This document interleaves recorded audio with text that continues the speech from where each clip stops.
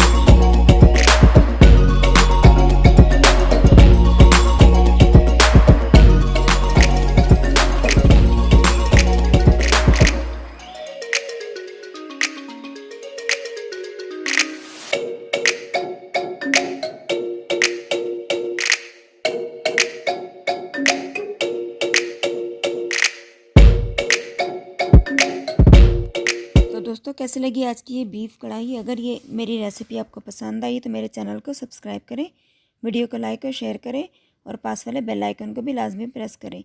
अगली वीडियो तक के लिए आपसे इजाज़त चाहूँगी। मिलते हैं नेक्स्ट वीडियो में, तब तक के लिए अल्लाह हाफिज़।